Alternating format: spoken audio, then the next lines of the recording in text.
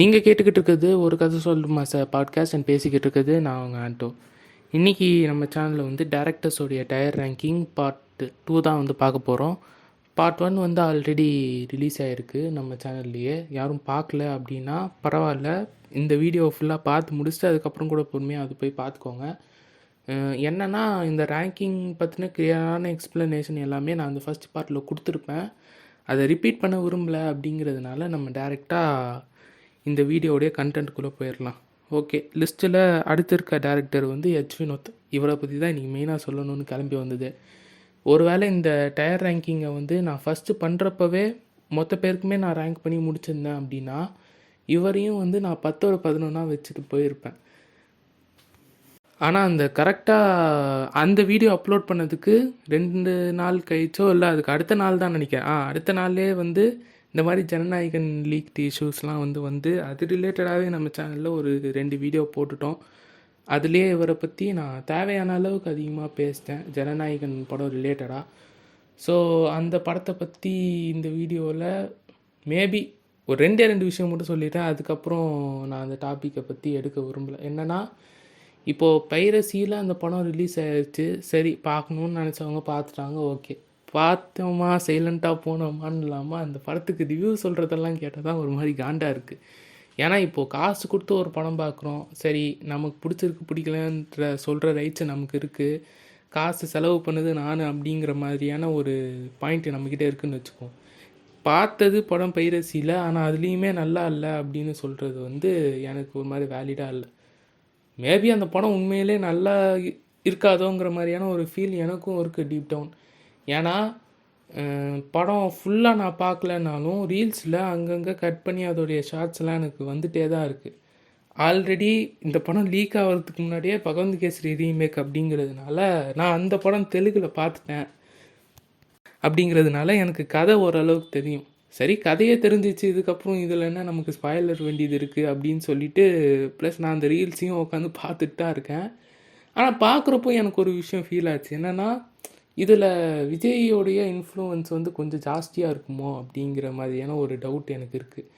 ஏன்னா நான் நெல்சன் பற்றி பேசுகிறப்போ ஒரு விஷயம் சொல்லியிருப்பேன். பீஸ்ட்டில் வந்து கொஞ்சம் பாலிட்டிக்ஸ் ரிலேட்டடான டைலாக்ஸ்லாம் அங்கங்கே வரும்.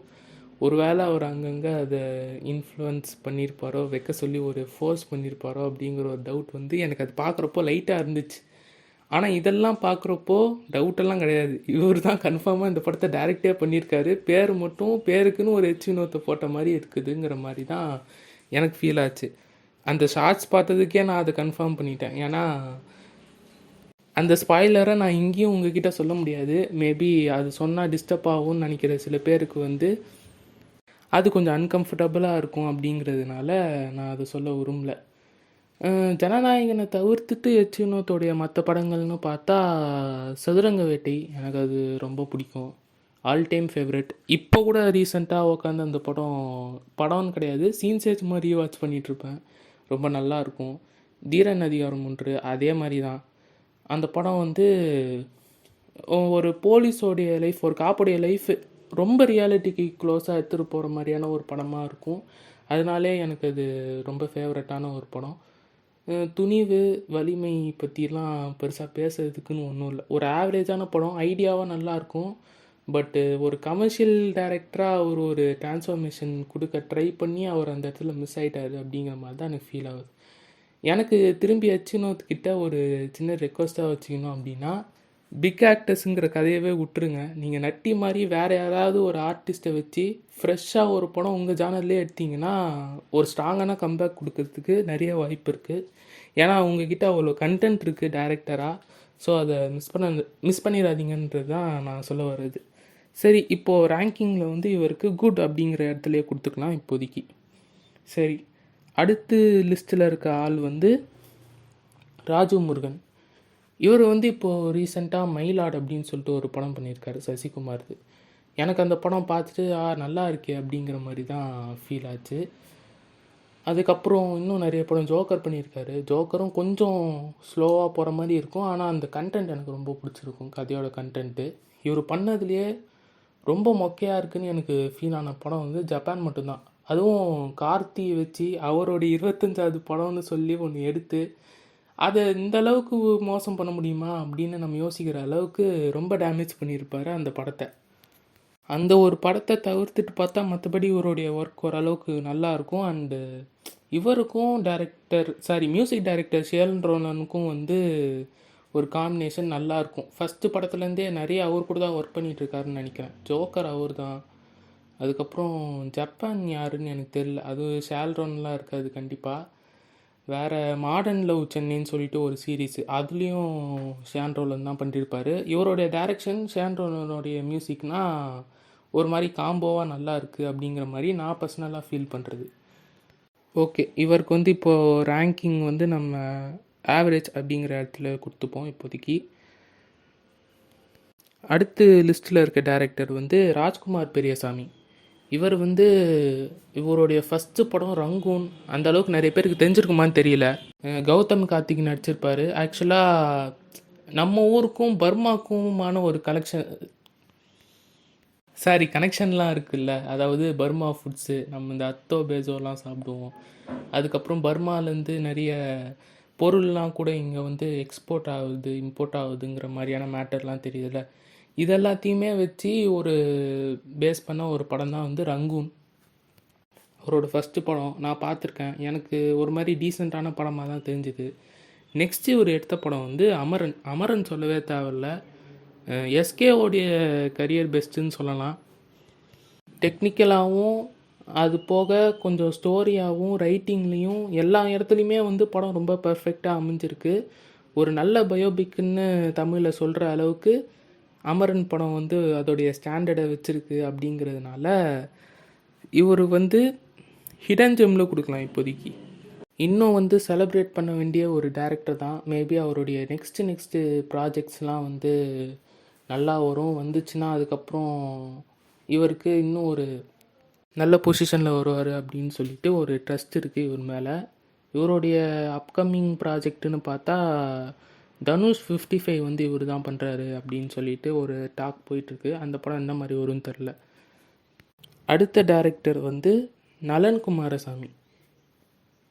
இப்போ ரீசண்டாக வந்த ஒரு படம், அந்த ஒரு படம் மட்டும் இல்லைன்னா நான் யோசிக்காமல் தூக்கி ஹிடனில் கொடுத்துருப்பேன்.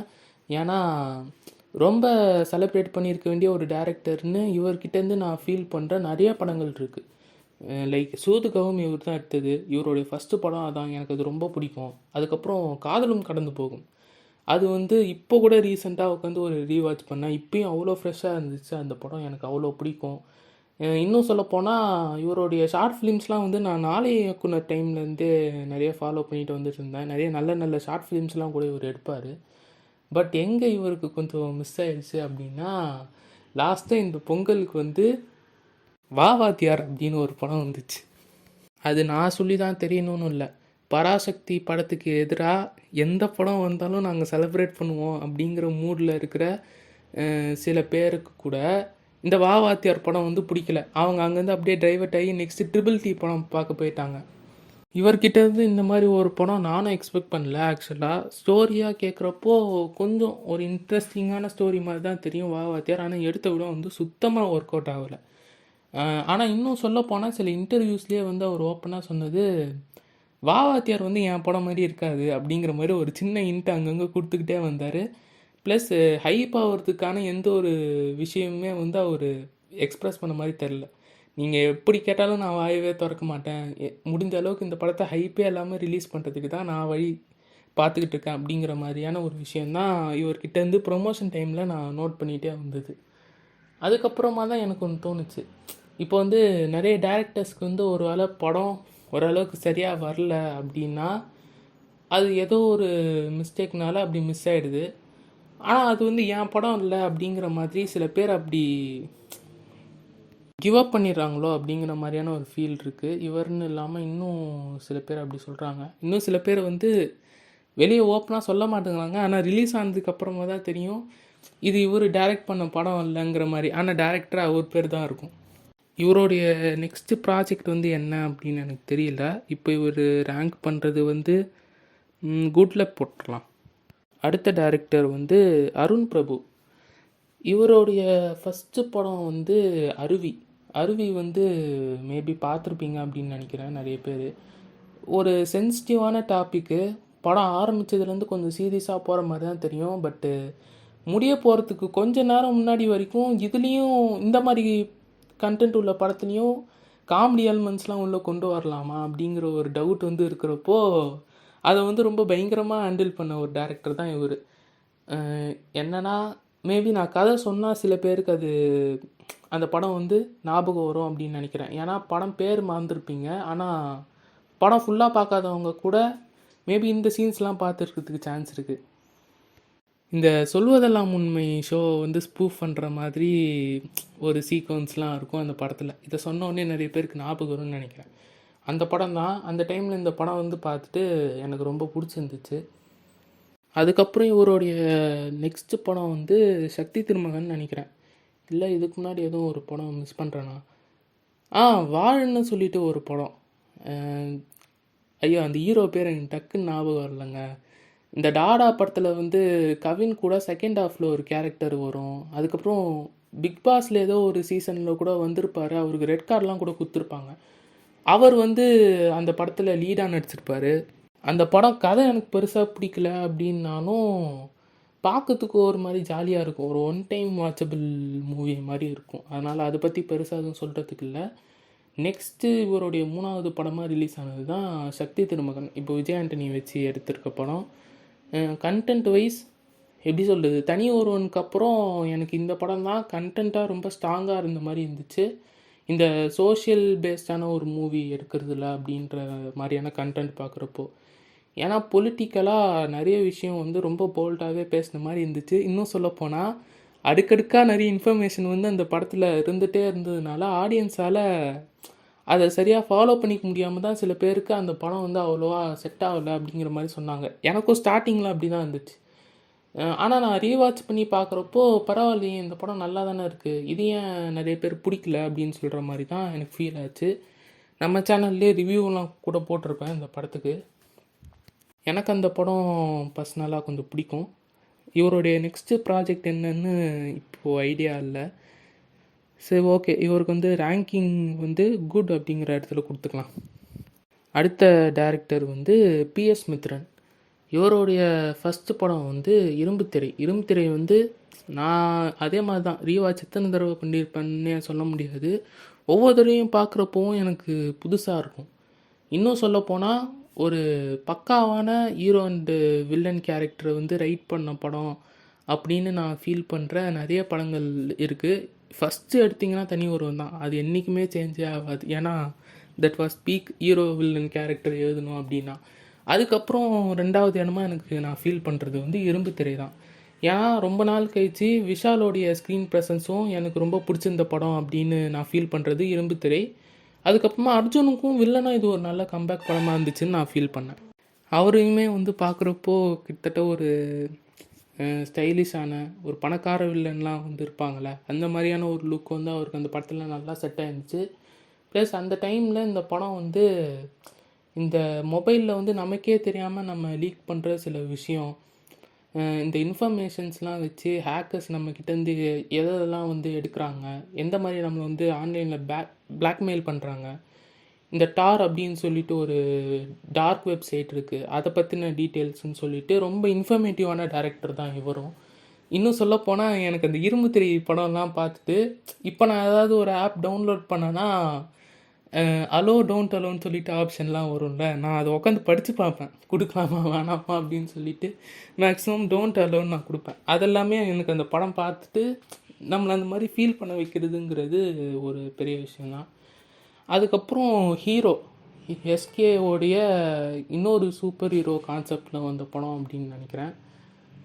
அந்த படம் எனக்கு பெருசாக ஒர்க் அவுட் ஆகலை. கண்டென்ட்டாக ரொம்ப நல்ல கண்டென்ட்டு, ஆனால் அது ஒரு சூப்பர் ஹீரோ சப்ஜெக்டாக எடுத்துகிட்டு போகணுமா அப்படின்னு கேட்டால் கண்டிப்பாக நான் நோன்னு தான் சொல்லியிருப்பேன். இன்னும் கொஞ்சம் வேறு மாதிரி எடுத்துகிட்டு போயிருந்தாலும் ரொம்ப நல்லா இருந்திருக்கும். ஏன்னா எஜுகேஷன் சிஸ்டமை பேஸ் பண்ணி ஒரு படம் வந்து எடுக்கிறாங்க, சென்சிட்டிவான டாபிக் எடுக்கிறாங்க அப்படிங்கிறப்போ சூப்பர் ஹீரோ சப்ஜெக்ட் கொண்டு வந்தால் அதை கொஞ்சம் ஸ்ட்ராங்காக கொண்டு வந்திருக்கணும். ஆனால் இவங்க அதை மார்க்கெட் பண்ணதை அந்த மாதிரி பண்ணிவிட்டு அந்த சூப்பர் ஹீரோ கேரக்டருங்கிறத கடைசி 10 நிமிஷத்தில் கொண்டு வந்த மாதிரி தான் இருந்துச்சு.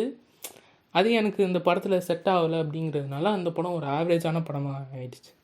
அதுக்கப்புறம் நெக்ஸ்ட் இவர் பண்ண படம் வந்து சர்தார், கார்த்தியோடைய படம். எனக்கு நான்லாம் அந்த படம் பார்த்துட்டு என்ன ஃபீல் பண்ணேன்னா, சர்தார் வந்து ஒரு வேளை கார்த்தியோடைய 25th படமாக வந்திருந்தா நல்லா இருந்திருக்கும்ல அப்படின்னு நான் ஜப்பான் பார்த்துட்டு ஃபீல் பண்ண ஒரு படம். ஏன்னா அது கூட ஒரு ஸ்பை த்ரில்லர் ஸ்டோரி, ரொம்ப நல்லா இருக்கும் அப்படின்லாம் சொல்ல முடியாது. பட்டு அவங்க எடுத்திருக்க கதை வந்து ரொம்ப இன்ட்ரெஸ்டிங்காக இருந்தது. அதே மாதிரி அந்த கதையை கொண்டு போனதும் கொஞ்சம் நல்லா இருந்துச்சு. இவருடைய அப்கமிங் ப்ராஜெக்ட் வந்து சர்தார் 2 தான் எடுத்துக்கிட்டு இருக்காங்கன்னு நினைக்கிறேன். பார்ட் 2 வந்து நம்ம இண்டஸ்ட்ரியில் நிறைய ஓடாது. சில படங்கள் தான் பார்ட் 2 எடுத்து ஓடிருக்கு. அந்த மாதிரி இந்த படம் ஓடுமா ஓடாதான்னு ஒரு பெரிய டவுட் இருக்குது எனக்கு. ரொம்ப நாளாக லைக் மாதிரியே இதுவும் இப்போ வரும் அப்போ வரும்னு வெயிட் பண்ணிகிட்டே இருக்கோம். பட்டு டேட் சில இஷ்யூஸ்னால தள்ளி போயிட்டே இருக்குது. ரிலீஸ் ஆகுமா என்னவான்னு தெரியல, பார்க்கலாம். இவருக்கு வந்து ரேங்கிங் நம்ம ஹிடன் ஜெம்மில் கொடுக்கலாமா? ஓகே, அங்கேயே கொடுக்கலாம், ஹிடன் ஜெம்லேயே கொடுக்கலாம். ரொம்ப நல்ல டேரக்டர் தான். இன்னும் அடுத்தடுத்த ப்ராஜெக்ட்ஸ் நல்லா பண்ணுவார் அப்படின்னு நினைக்கிறேன், பார்க்கலாம். அடுத்து லிஸ்ட்டில் லாஸ்ட்டாக இருக்கிற டேரக்டர் வந்து மணிகண்டன். இவருக்கு வந்து நிறைய பேருக்கு தெரிஞ்சிருக்கும்னு நினைக்கிறேன். காக்கா முட்டை தான் இவருடைய ஃபஸ்ட்டு படம்னு நினைக்கிறேன், எனக்கு சரியாக தெரியல.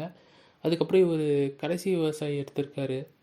அடுத்தது வந்து ஆண்டவன் கட்டளை. இந்த படமும் வந்து நான் எப்போயாவது ஒரு மாதிரி ரொம்ப போர் அடிக்குது அப்படின்னு ஃபீல் பண்ணேன்னா டக்குன்னு இந்த படம் போட்டுருவேன். எனக்கு சலிக்கவே சலிக்காது. நான் அத்தனை தடவை ரீவாட்ச் பண்ண ஒரு படம் அப்படின்னு நான் யோசிச்சுருக்க ஒரு படம் தான் அந்த படம். அதுக்கப்புறமா இப்போது ரீசண்டாக படம் பண்ணியிருக்காரான்னு தெரியல, ஒரு சீரீஸ் தான் நான் பார்த்துருந்தேன். காட்டான் அப்படின்னு சொல்லிட்டு விஜய் சேதுபதியோடைய ஒரு சீரீஸு ஜியோ ஹாட்ஸ்டாரில் ரிலீஸ் ஆகிருக்கு. அந்த சீரீஸும் ஃபுல்லாக பார்த்தேன். கொஞ்சம் லேக் இருக்கிற மாதிரி தான் தெரியும், பட் ஓரளவுக்கு டீசெண்டான சீரீஸ் தான். இப்போ இந்த சீரீஸை வந்து கணக்கில் எடுக்காமல் மூவிஸ் மட்டுமே வச்சு பார்த்தோம் அப்படின்னா, இது வரைக்கும் நம்மளை டிசப்பாயிண்ட் பண்ணாத ஒரு கிரியேட்டர் தான் இவர். சென்சிட்டிவான டாபிக்ஸ்லாம் எடுத்து நல்ல நல்ல கண்டென்ட்லாம் வச்சு படம் பண்ணுறாரு. எனக்கு பர்சனலாக பிடிக்கும் அப்படிங்கிறதுனால நான் வந்து இவருக்கு பீக்கில் கொடுக்குறேன். ஏன்னா இந்த சீரீஸ் விட்டுருங்க, இதை விட்டுட்டு மூவிஸில் மட்டும் கணக்கு எடுத்து பார்த்தோம் அப்படின்னா கிரிட்டிக்காகவும் சரி ஆடியன்ஸ்கிட்டேயும் சரி இந்த படம் வந்து மோசமாக இருக்குது, எடுத்த விதம் வந்து சரியில்லை அப்படிங்கிற மாதிரி டேரக்டர்